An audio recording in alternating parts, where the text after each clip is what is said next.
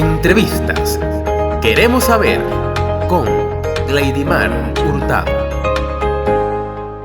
Para la Unidad Educativa Nueva Barcelona es un placer saludarlos en la 9ª edición de nuestro programa Queremos Saber, producido por la Unidad Educativa Nueva Barcelona.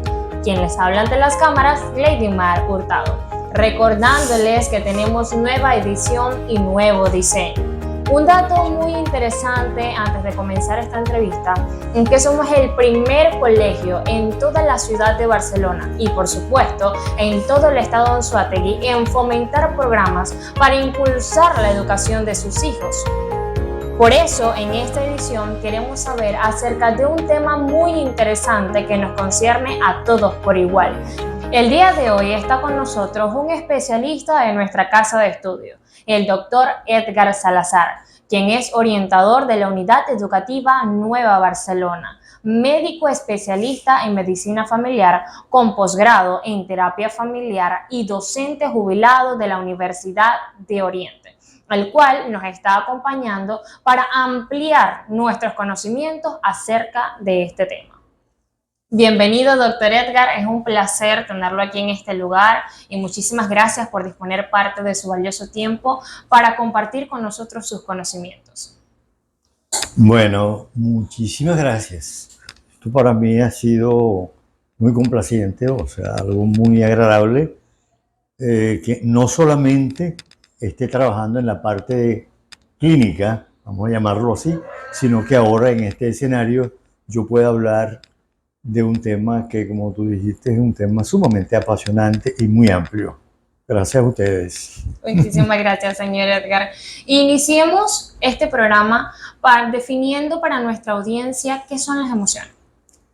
Bueno, fíjate, las emociones son respuestas del organismo ante eventos externos, ante eventos internos que pueden suceder. Lo que pasa allá afuera nos afecta de una manera positiva, de una manera negativa. El ser humano es muy emocional, demasiado. Y entonces, bueno, está en un constante producir de emociones. Cuando yo digo externamente se entiende más lo que pasa allá afuera. Ahora, internamente voy a aclarar qué se debe. Un pensamiento que yo tenga, un sentimiento, una nostalgia, algo que me lleve a recordar, esos son algo interno que me generan estados emocionales. Las emociones, como te lo dije al inicio, son un espectro de respuestas que da nuestro organismo ante situaciones. Y eso, bueno, podemos pasar ratos hablando de eso, pero para definírtelo y concretarlo en la definición, es eso. Son respuestas del organismo. ¿Cómo responde el organismo? Liberando neurotransmisores, liberando sustancias que te van a alterar, te van a tranquilizar, te van a hacer sonrojar, te van a hacer poner triste o te hacen poner alegre también. Y de acuerdo con esa información que usted nos está dando, ¿es correcto hablar sobre emociones positivas, negativas y neutras? Sí, fíjate que es interesante tu pregunta, Gleidimar, puesto que las emociones, como ya me adelanté en algo sin darme cuenta, ¿no? Cuando tú comienzas a pensar en tu familia que está creciendo, tus padres están bien de salud, tú avanzaste hacia allá, hacia un nuevo año escolar, a un nuevo nivel de estudio, oye, eso te genera satisfacción, eso es una emoción positiva. Una emoción completamente positiva. ¿Okay? Una emoción positiva es una emoción que te lleva a autocomplacerte, sentirte bien contigo mismo y te motiva, que es lo más importante. Emociones negativas, la tristeza, la ira, la rabia, la nostalgia, cuando tú comienzas a pensar, porque es que la vida familiar, y no me estoy saliendo del tema, eso son cuestiones positivas y negativas, ¿verdad? El estrés forma parte de la naturaleza intrínseca de lo que es la vida familiar. Y entonces cuando no se entiende eso, puede generar emociones negativas. Aparte que tú tengas, o cualquiera pueda tener malas relaciones en ese momento con un hermano, una enfermedad de un familiar, eso te genera cierta tristeza. Eso son emociones negativas. ¿Qué son las emociones neutras? Eso se usa poco, ¿viste? Ajá, las emociones neutras son pocos los autores o investigadores y bibliografías que hablan de las emociones neutras. Son las que están intermedias Entre ambas. entre ambas. Puede ser la esperanza, la incertidumbre. Oye, ¿cuándo se dará esto? ¿Me entiendes? Ahí tú no estás ni en una emocionalidad negativa ni positiva, sino estás como en una neutralidad, pero con las ganas de que algo se dé. A eso se le llama emociones neutras. Excelente, de verdad que no sabía, porque sí, las emociones positivas las puedes causar uno mismo a través de logros que hayas logrado, o también de cosas que te pasen, algo gracioso, un regalo, cosas externas, ¿no? Y también las negativas por igual. Y saliéndonos un poco del tema, como tal, de las emociones, entrando en la parte estudiantil, o mejor dicho, cuál es la importancia de las emociones al momento del aprendizaje del estudiante? Oye, qué interesante. Las emociones forman parte del ser humano. Vamos a entrar primero por allí. Cualquier persona es activo emocionalmente. Nadie en este momento está divorciado, despegado, por ponerle un nombre, de una emoción. Algún pensamiento lo lleva a eso. Entonces imagínate un alumno en un aula de clase, un adolescente que está trajinando por una etapa de múltiples facetas, una etapa de cambios, y los cambios en el adolescente le generan esas situaciones, pues, de qué será, la esperanza, la desesperanza.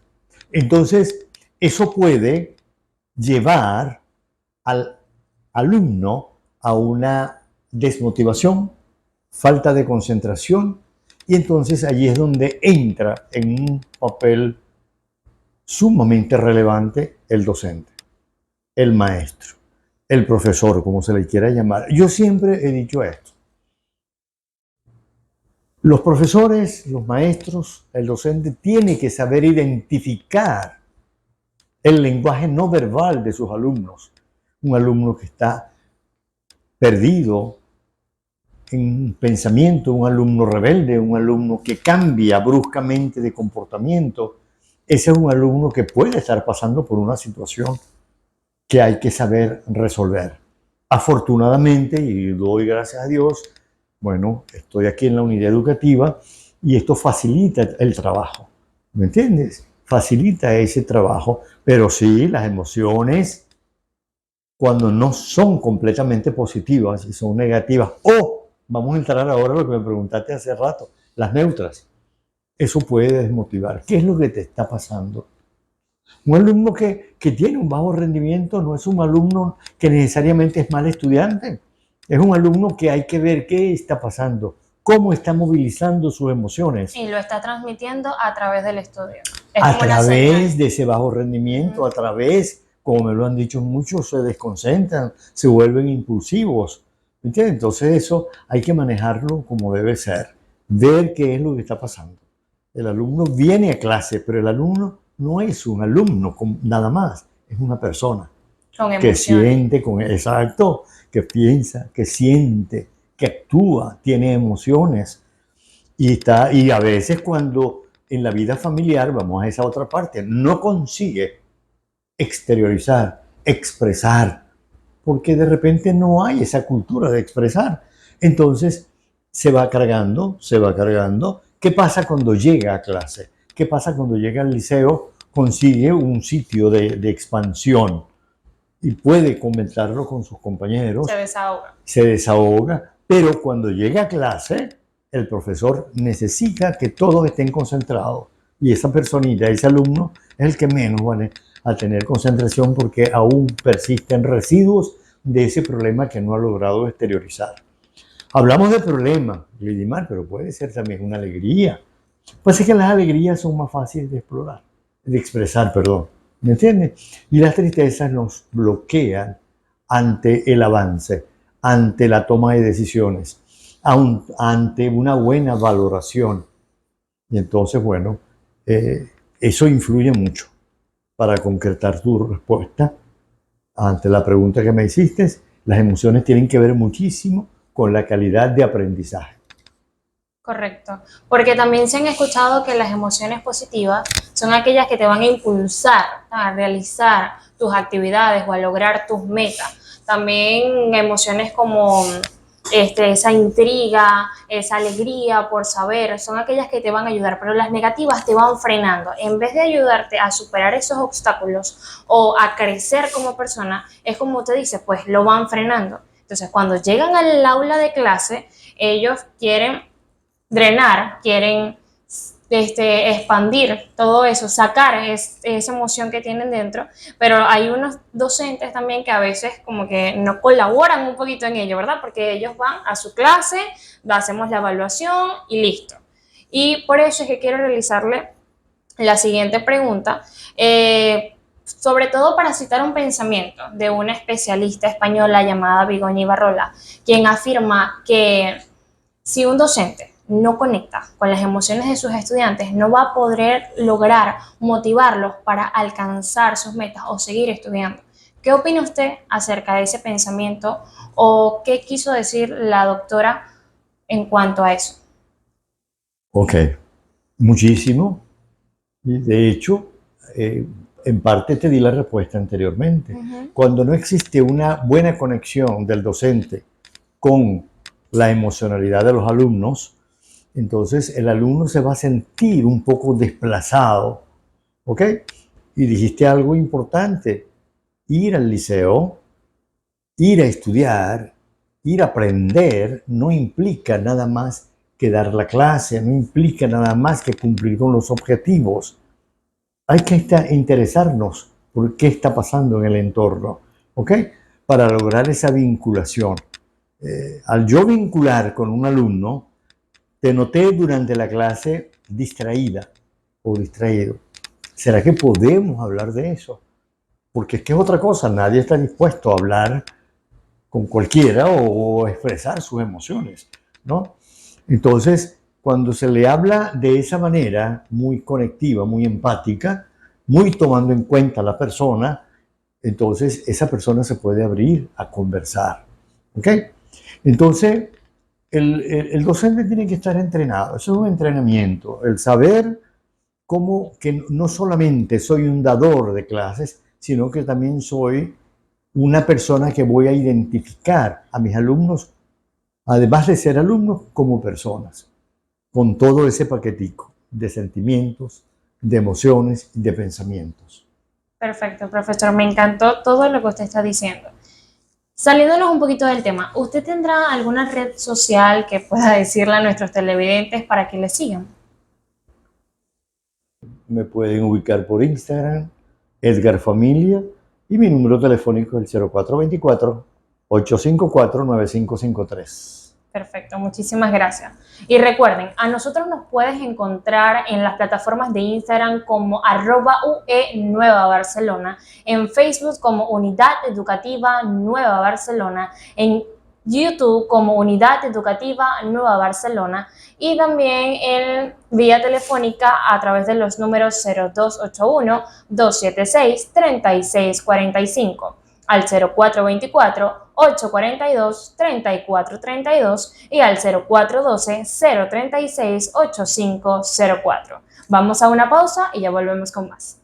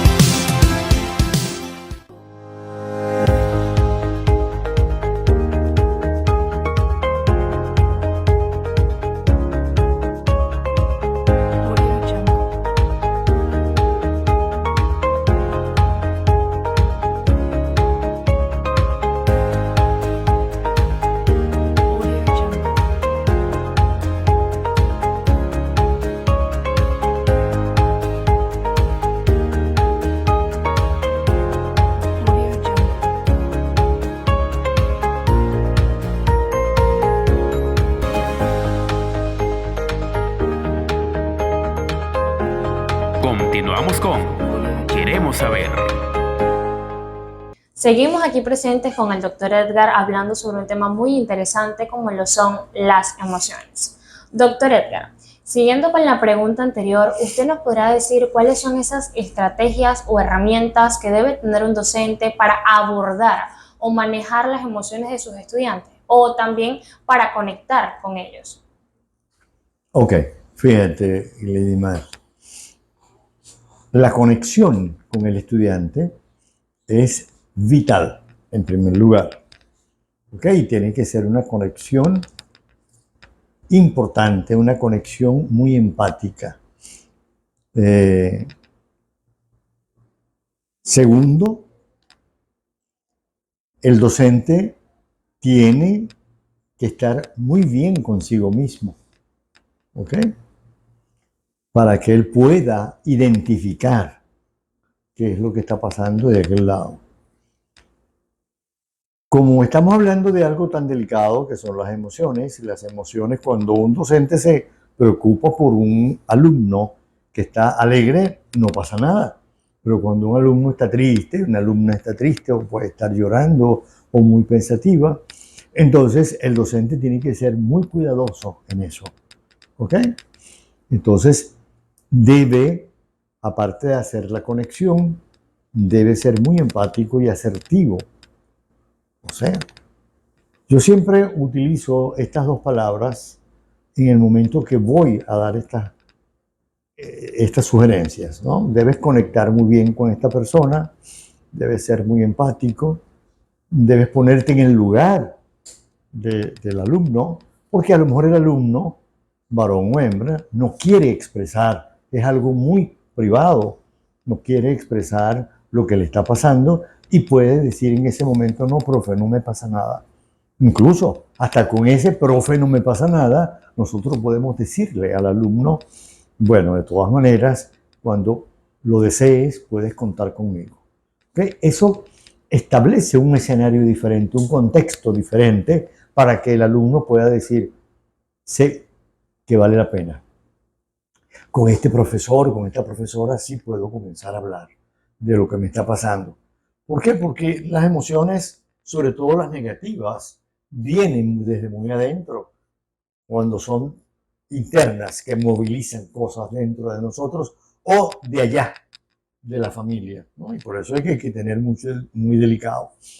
Otra herramienta, una vez que se ha conectado con el estudiante, bueno, una vez que termine la jornada laboral, la hora de clase, llamar al estudiante aparte, escucharlo. La escucha tiene que ser muy amplia, muy concentrado. Tengo la mejor disposición de escucharte. Me gustaría que hablaras. ¿Ok? Esa disposición a escuchar va a hacer que el estudiante comience a expresar. ¿Qué va a hacer el docente? Darle a entender al alumno que su relato es sumamente importante, que lo comprende, ¿ok? Y que es necesario trabajar sobre eso, ¿ok? Una vez que lo haya escuchado y el docente piense que no puede ayudarlo en ese momento, le puede hacer la sugerencia, no es una orden. ¿Te gustaría que conversaras un poco con el orientador, por ejemplo, en mi caso? O puede ser el coordinador, ¿por qué no? ¿Okay? Si el coordinador puede estar preparado para resolver esto. Es decir, cuando esto se da en este contexto, el alumno se siente seguro. ¿Qué es lo que pasa? Que el salón de clase tiene que convertirse posteriormente para ese alumno en un escenario de seguridad, de expresión, de convivencia, no solamente de esa algarabía estudiantil, de esa alegría, de ese echar broma o de recibir una clase. También allí se puede expresar, pero de eso depende, es del docente. Que es cierto que las emociones están netamente conectadas con el campo de la psicología, sobre todo con el estudio de la psiquis humana. Y por eso quisiera saber, o mejor dicho, que usted nos dijera al público aquí presente, qué quieren decir las definiciones de psicología positiva, crianza consciente y disciplina positiva en cuanto a este tema. Ok. Quiero dejar esto claro. Hay docentes que sí saben escuchar, docentes que no enjuician, simplemente se limitan a escuchar. Y a veces los padres, hay de todo, los padres no saben escuchar, lo que hacen es enjuiciar. Entonces, el estudiante cuando viene acá a su segunda familia, viene en búsqueda ayuda. de ayuda, de ese desahogo y de ser escuchado, más no etiquetado. ¿Ok? Voy entonces con lo que me preguntaste, con la psicología positiva. La psicología positiva, el doctor Seligman, él es un psicólogo de Estados Unidos, ya un señor mayor, pero que a partir del año 1999, él hizo un boom, vamos a llamarlo así, cuando habló de la psicología positiva. ¿Por qué?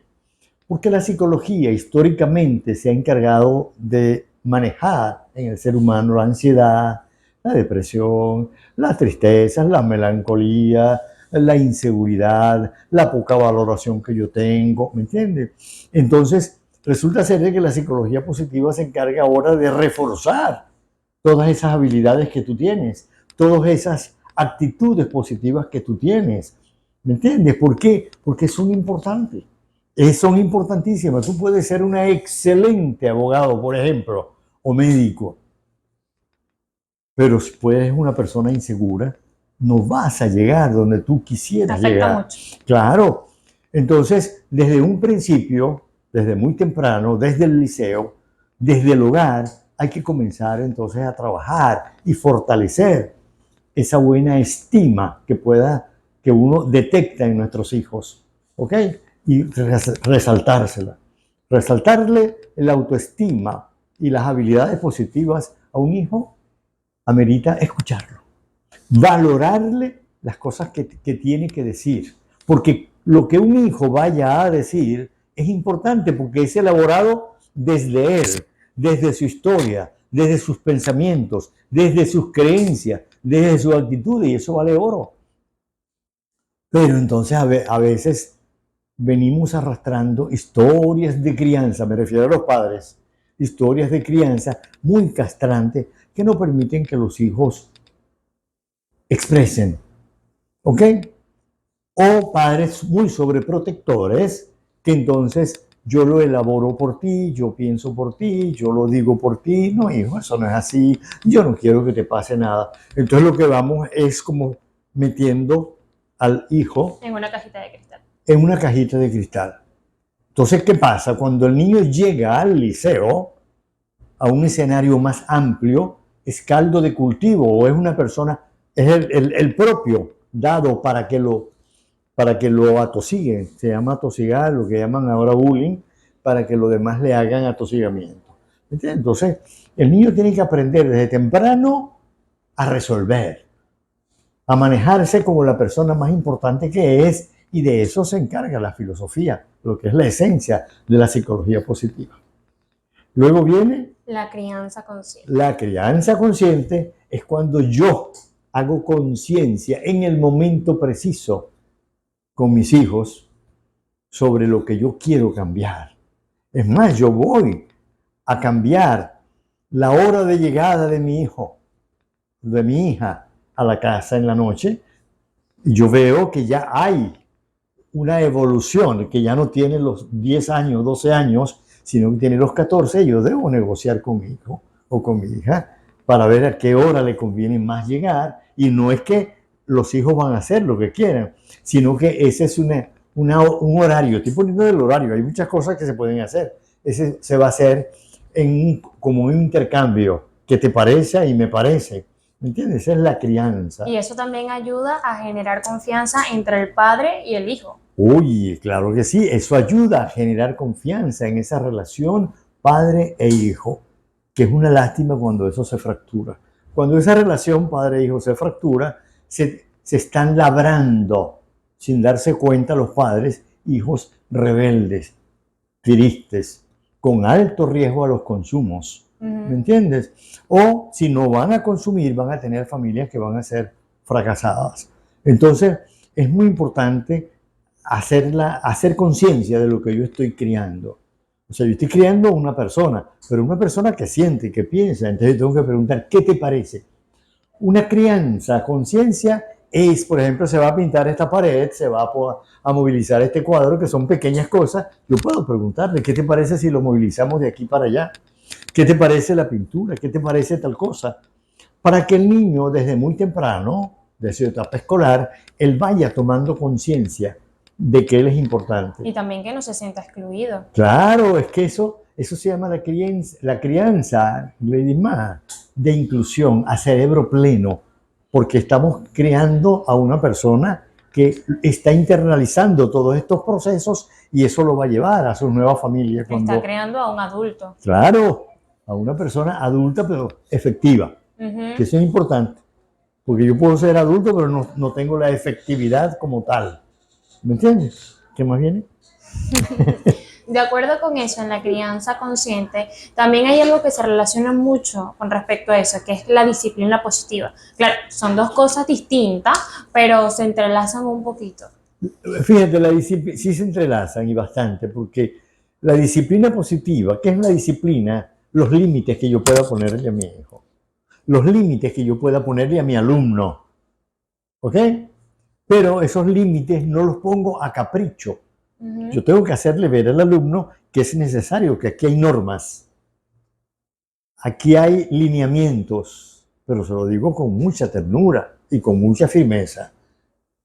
¿Verdad? Yo sé que tú quieres hacer tal cosa, te gustaría hacer tal cosa, pero fíjate que no es posible, porque aquí esto está normatizado de esta manera. Las normas del colegio son esta y esta. En la casa pasa igual. En la casa es más flexible porque podemos hablar de esa disciplina, ¿ok? Porque la disciplina positiva, sana, funcional, también se le puede llamar, es una disciplina que se hace con la participación. ¿Qué te parece? ¿Qué te parece? Eso no lo vas a hacer. Porque si yo dejo que tú lo hagas, fíjate, tú tienes un hermanito, tú tienes 14 años y tu hermanito tiene 8 y él está copiando todo lo que tú hagas. ¿Te gustaría que él actuara más tarde de esta manera por su cuenta? No. Bueno, entonces vamos a actuar como debe ser. Disciplina positiva se parece mucho a la consciente porque ayuda al crecimiento de los hijos, ayuda al crecimiento de la familia. Y esto es más bonito, ayuda al crecimiento de la sociedad, ¿verdad? Porque familias sanas son sociedades muy sanas. Y me gusta mucho lo que usted dice en la parte de la empatía y todo lo demás relacionado. ¿Por qué?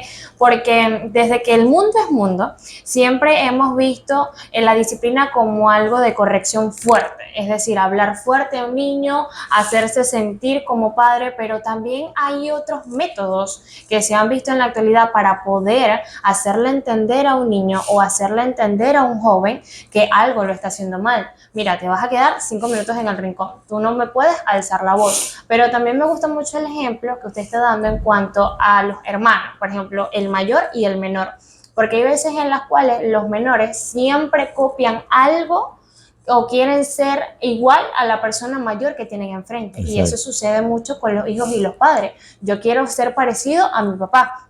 Entonces nosotros como hijos siempre vamos a copiar las reacciones o algunas actitudes que tienen nuestros padres. Entonces vamos a pensar que son buenos. Y es como un patrón que va siguiendo año tras año, día tras día. Así es, esas son conductas arraigadas que se van repitiendo generacionalmente. Pero lo importante es que esa familia se mueva dentro de ese cóctel, vamos a llamarlo, de crianza. Fíjate que es interesante porque un niño de 3 años, 4 años, yo debo, si le voy a insertar una norma, yo debo ponerme a la altura de ese niño. Yo me agacho y le digo, mira, no, esto no se puede hacer, yo quiero que tú entiendas. ¿Ok? Como tú dices, váyase al rincón. Almor no quiere que vaya a ir al rincón, pero él va a entender perfectamente. Ahorita no se te va a dar, pero espérate para más tarde tal cosa. Almor va a seguir llorando, pero el llanto va a ser diferente. ¿Qué pasa cuando esa crianza se hace en ese contexto, de utilizar tus términos, de mucha positividad? de mucha seguridad. Esa va a ser la cultura de esa familia. Ese niño de 3 años va a llegar a ser un adolescente responsable, se siente incluido, amado por sus padres y lo más importante, se ama él mismo. Está seguro de sí mismo. Seguro de sí mismo con una buena estima. Y una persona con una buena estima, Reindimar, consigue muchas cosas. Sí, ¿Ok? y siempre ve el lado positivo de las cosas. Así es, no es pesimista. Y de acuerdo con lo que usted está diciendo, vamos a una pausa y ya volvemos con más.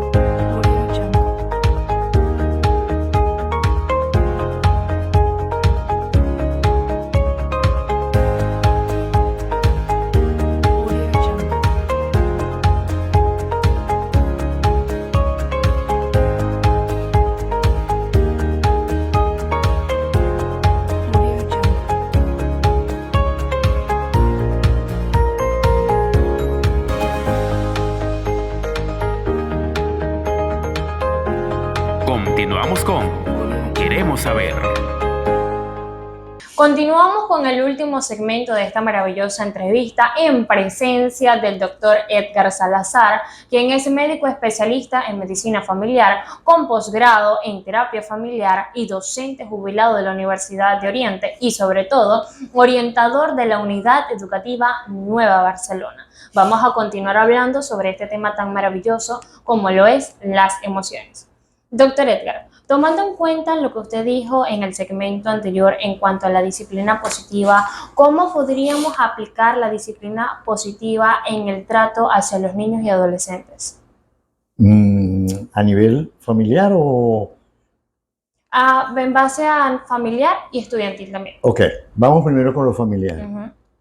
Pues esto es amplio, Gleidimar, sí, porque fíjate, las familias, hay diferentes tipos de familias. Familias integradas, familias desintegradas. Cuando yo digo familias desintegradas, son familias que pueden estar funcionando bien, pero falta uno de los miembros, bien sea por muerte, separación, divorcio, ¿no? Hay familias que aún estando los tres, papá, mamá y los hijos, tienen una gran desorganización, ¿me entiendes? Una gran desorganización en lo que hemos hablado, pues no hay unos límites precisos, no hay unas relaciones entre los diferentes miembros de la familia.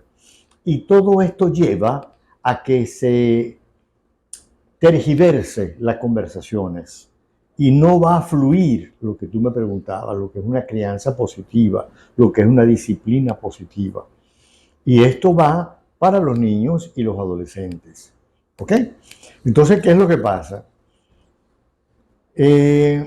Los padres necesitan, si el docente necesita entrenamiento de ayuda, los padres necesitan más. ¿Ok? Claro, hay docentes que son padres, por supuesto, pero los padres necesitan estar entrenados. Anteriormente, eso se acabó, yo no lo he oído que ha salido de nuevo. Se escuchaba mucho la escuela para padres, que eso cambió y no se llama ahora escuela para padres, sino escuela para familias, que me parece que es un término muy amplio. No, pero es interesante porque se habla, no es para padres nada más, porque ahí van los hijos, hasta los tíos y los abuelos metidos en ese lote, ¿no? Entonces, esta crianza positiva se va a dar de la mejor manera dependiendo de la calidad de la familia. La calidad de la familia va a depender del grado de funcionabilidad que tenga la familia. Uh-huh. ¿Me entiendes? Es decir, cada miembro de la familia va a desempeñar su rol. ¿Cuáles son los líderes de la familia? Papá y mamá. Pero eso suena muy, muy bello, pero a veces no está papá. O a veces estando papá y mamá, quien lideriza es la mamá. o lideriza el papá, bien sea porque trabaja, bien sea porque su carácter, su temperamento, su distanciamiento no le permite realizar esa crianza positiva. Es decir, yo siempre digo, hay que poner la lupa aquí, cómo están haciendo, cómo se están instalando esas normas dentro de la familia. ¿Ok? Y allí es donde viene ese enlace, ese puente, familia-colegio.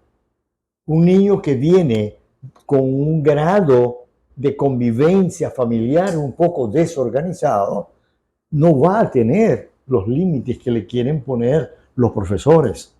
¿Me entiendes? Ahí es donde el docente tiene que saber preguntar qué está pasando. ¿Ok?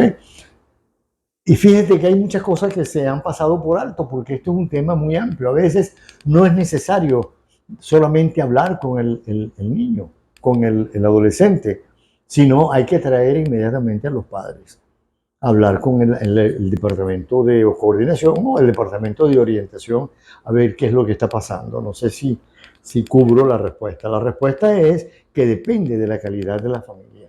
Depende del grado de expresividad, de expresión, perdón, que tenga el papá o la mamá para generar normas, para generar seguridad, para generar inclusión y no miedos, que sea otra cosa. Eso es correcto. Claro, a veces tú dijiste algo que suena así, aquí mando yo. Y aquí se hace lo que yo quiera. Cuando usted tenga su casa, usted va a hacer lo que le dé la gana. Eso puede sonar en otras épocas. Ahorita no. Ahorita necesitamos que los hijos se vayan con mucha seguridad, con mucha confianza, ¿ok? Para que vuelvan y regresen a casa. Porque ¿qué es otra cosa? Los padres vamos envejeciendo y necesitamos que los hijos vengan. Necesitamos que los niños vengan, los niños, los nietos. Y todo esto forma parte de un trabajo. Fíjate que estoy hablando como un proceso que se va dando desde la crianza positiva hasta que los hijos se van a formar su nueva familia con una buena información. ¿Ok? Claro. Ajá. Sí, no, sí, correcto. Okay. Todo lo que usted está diciendo, Ajá. porque también los padres están formando adultos, están formando hermanos, están formando tíos y están formando próximamente abuelos para una próxima generación.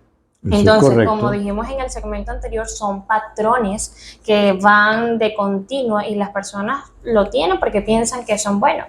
Y también usted dijo algo muy importante, que depende de la crianza del hogar, porque hay un dicho muy urbano, que es como muy popular, que dice que la primera escuela es la del hogar y tus primeros maestros son tus padres. Eso es correcto. Entonces, los valores que tus padres te suministren mientras tú vas creciendo en la escuela, lo que hacen es pulirlo.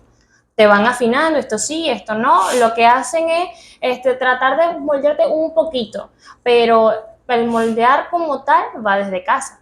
Entonces, si en casa no se apoya lo que se está construyendo aquí en clase o en la escuela, se derrumba todo, porque entonces no se está haciendo nada y tienen que trabajar de igual de la mano. Así es.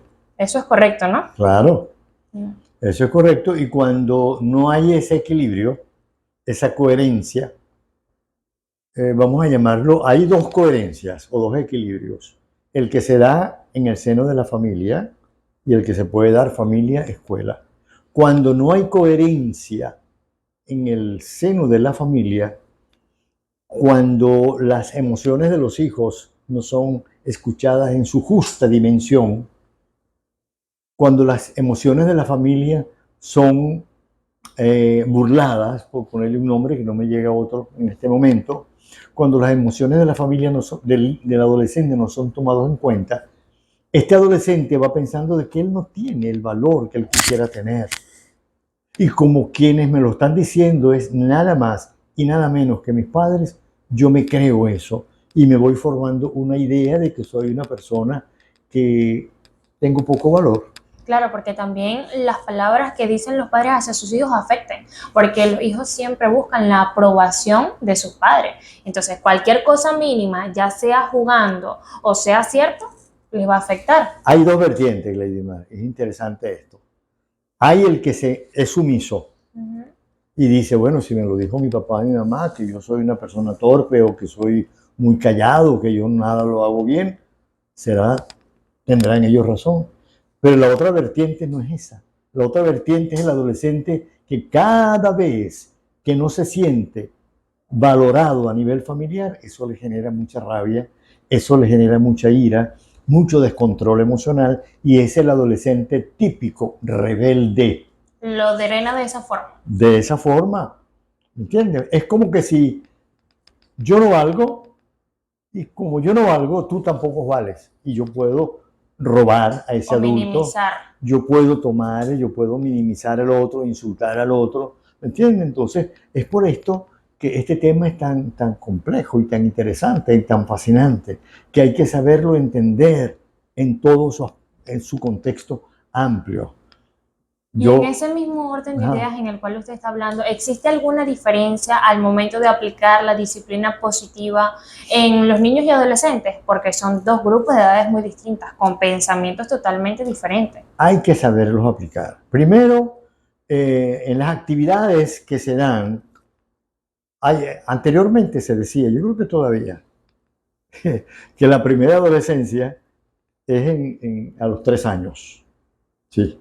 Eso se le llamaba, los preescolares se les llamaban la primera adolescencia porque son los niños que tú no metes el pie ahí y lo meten. No te metas debajo de la mesa y se meten. ¿Me entiendes? Son desafiantes. Entonces, estos niños, y esto es interesantísimo porque anteriormente no se conocía muy bien, la neurociencia no había descubierto todo lo que se ha descubierto hasta ahora, ¿okay? Con respecto al cerebro del adolescente. Por eso es que las disciplinas positivas, la crianza consciente, todo eso hay que hacerlo de una manera con el niño y de una manera con el adolescente. De forma que ambos grupos etarios, tanto el niño como el adolescente, se sientan incluidos y valorados. Y te voy a decir algo que es sumamente interesante y siempre lo digo. Cuando las infancias han sido infancias sanas, funcionales, inclusivas, donde me toman en cuenta, yo llego a una adolescencia sana. Eso es una ecuación que se da porque yo tuve una experiencia grande. Yo trabajé en una institución en donde habían adolescentes muy difíciles, en el Instituto Nacional del Menor, que yo te comentaba en el segmento, en el receso. ¿Y quiénes eran esos jóvenes que mataban, que violaban, que consumían drogas? Muchachos que venían de hogares en donde no eran tomados en cuenta y cuyas infancias eran difíciles. Entonces llegaban a una adolescencia queriendo desbordarse y comerse el mundo, pero de esa manera. ¿Ok? Por eso es que yo te digo que en las familias de ahora sanas, en donde queremos ayudar a nuestros hijos, esta es una ecuación que se da. No hay que tener miedo. A los hijos, a los niños, no es que hay que mimarlos, hay que entenderlos, comprenderlos, para que ellos puedan seguir avanzando y lleguen a una adolescencia en donde ellos se sientan comprendidos, se sientan amados y ellos puedan comprender a los demás. Usted acaba de decir un tema muy interesante que de verdad que me llama mucho la atención, que dice no es mimarlos, porque hay personas que piensan que al momento de darle afecto a un niño que está en pleno crecimiento o consentirlo, como quien llama, lo estás malcriando, estás formando un adolescente rebelde. Como también hay casos en los cuales si tú le das carácter a un niño desde pequeño, le hablas fuerte y le haces saber quién es el que manda, o sea, quién es el papá, supuestamente estás creando a un niño hecho y derecho, correcto, que sabe afrontarse a la vida, pero hay veces en las cuales eso se cambia. Entonces, ¿cómo un padre puede afrontar esas emociones de sus hijos? O sea, ¿cuáles son esas herramientas que un padre debe tener para poder gestionar o moldear las emociones tanto del niño como del adolescente? Estamos hablando de extremos. Ni hay que mimar, ni hay que castigar, golpear, humillar, ni tanto al niño ni al adolescente. ¿Okay? Vamos a ubicarnos en el medio.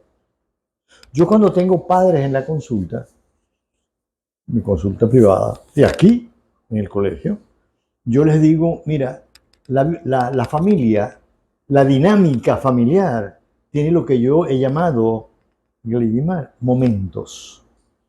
Momentos para todas las cosas que se pueden hacer en la familia. El dinero, la administración del dinero, la mesada de los hijos, las salidas para la iglesia, los que van a las iglesias, cómo vamos a administrar los alimentos, las salidas al médico. Pero hay un momento, mimar a los hijos. Ese momento debe ser para ellos. Por eso es que no hay que confundir cuando se esté poniendo un límite, mimar a un hijo, no. El niño tiene que saber que un límite es un límite para crecer. Uno no puede decirle a un niño que le está poniendo, que lo esté mimando, por ejemplo, para no confundir y me lo entiendan mejor. ¿Ok? Tú estás mimando a tu hijo porque ese es el momento que están los dos abrazados viendo una película.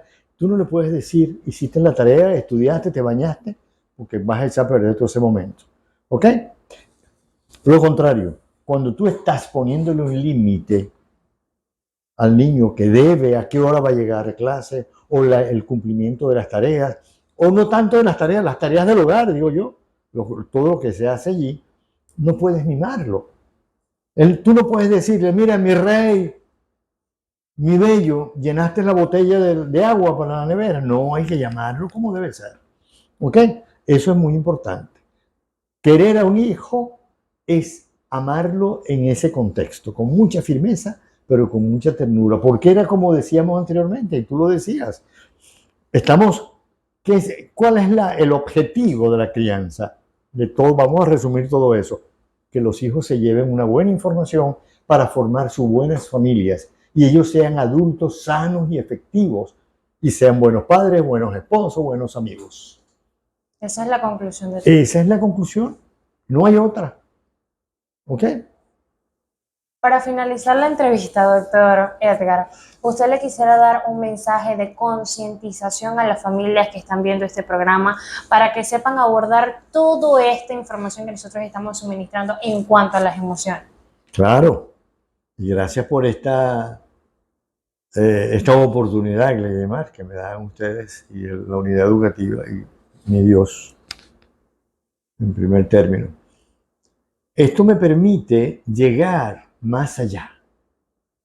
¿Me entiendes? Las familias necesitan crecer como personas.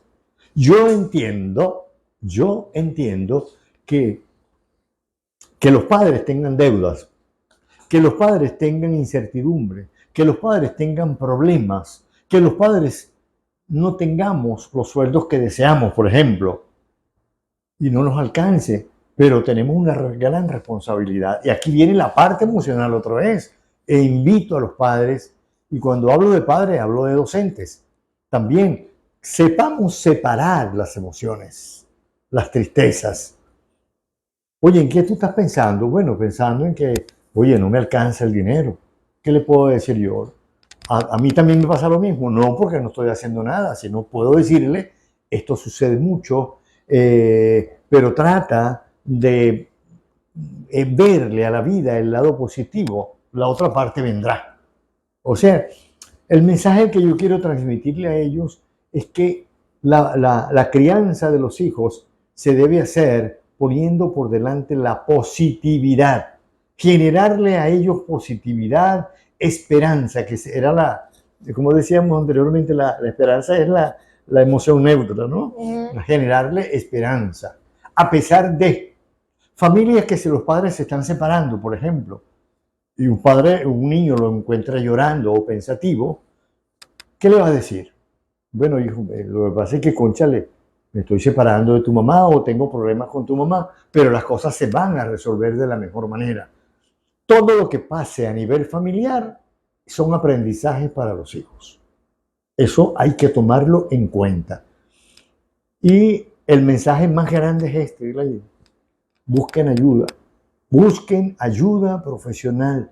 No traten de resolver por su cuenta las cosas. Claro, si los padres tratan de resolver por su cuenta y le está saliendo bien, maravilloso. A veces hay buenos vecinos, hay sacerdotes, hay pastores, hay orientadores, hay psicólogos, hay psiquiatras. Pero hay que buscar una ayuda. Una orientadora. Una orientación, exactamente. Y no es malo. Y no es malo, no podemos tener pena por eso, porque al psicólogo, al orientador, no van porque yo tengo un trastorno mental severo. sino que yo voy porque necesito una ayuda para salir de esto. ¿Ok? ¿Por qué? Porque a veces no sabemos abrazar. Parece mentira. No, doctor, yo de verdad soy poco abrazador con mis hijos, porque es que a mí no me enseñaron a abrazar.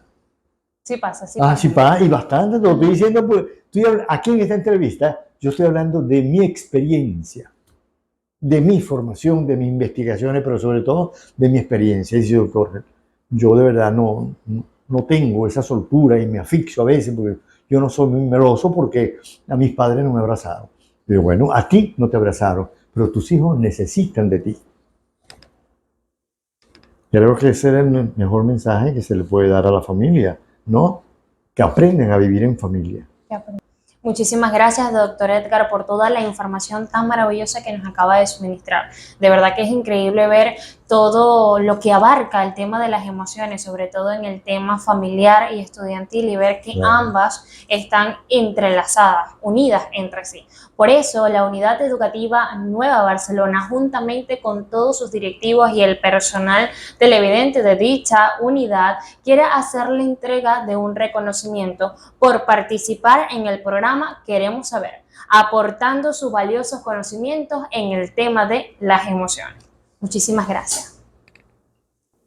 Bueno, Gleidimar, lo que me resta decirle que estoy muy complacido, como lo dije, le doy gracias a Dios y a toda la unidad educativa, y de verdad que me sorprendió la soltura que tienes para manejar esto y la forma como lo hiciste. Me pusiste a pensar demasiado.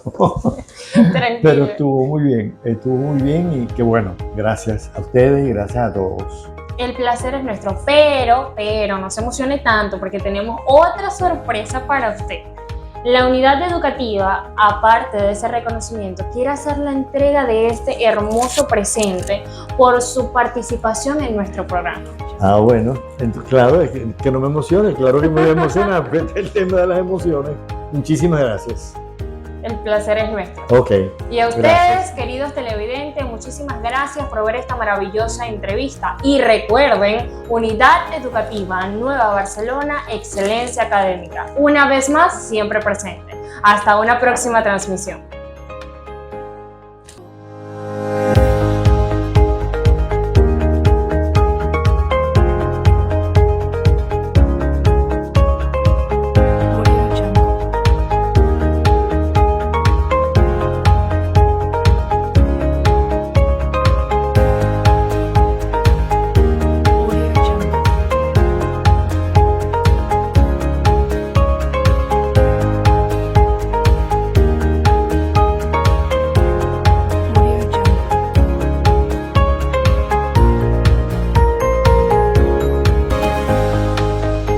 Entrevistas. Queremos saber con Gleidimar Hurtado.